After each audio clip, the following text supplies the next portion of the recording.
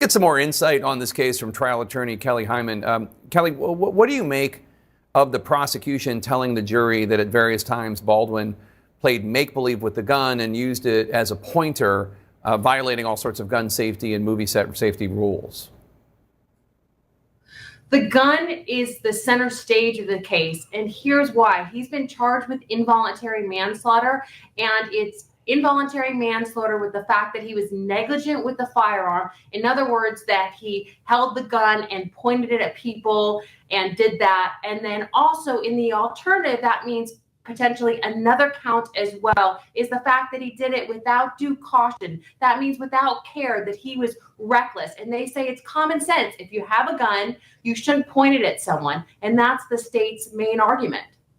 Baldwin's defense attorney told the jury that everyone on the set was 100% sure Baldwin was using what's known as a cold gun, and blaming others for loading it and failing to properly check it. Might that be believed by the jury?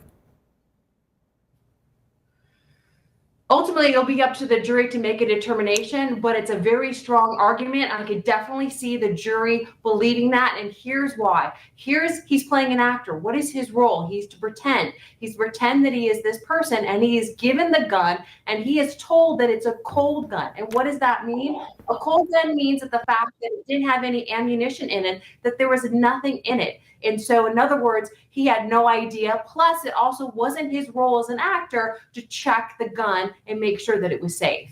Baldwin's defense attorney also contends that police investigators failed to secure and mishandled the gun during the investigation and ultimately ordered a test that damaged the gun.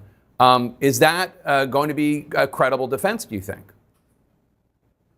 That's a very strong defense, because as the listeners know, that the fact that the state has to prove every single element of the case. Now, according to Baldwin, he did not pull the trigger, and also that the gun was defective. And what does that mean? That it went off by itself. However, the state did a test in order to test the gun, and unfortunately, the gun was damaged. So the defense is the gun was damaged. One, the fact that there was something wrong with it, and also the fact that we can't test it now potentially could give reasonable doubt, because the state has to prove beyond reasonable doubt that he's guilty of the crime.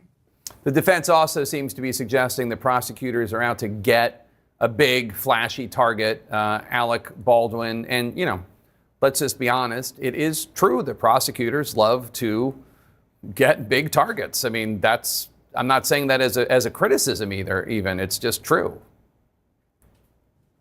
Well, a celebrity is a blessing and a curse, right? As a celebrity, a lot of people know who he is.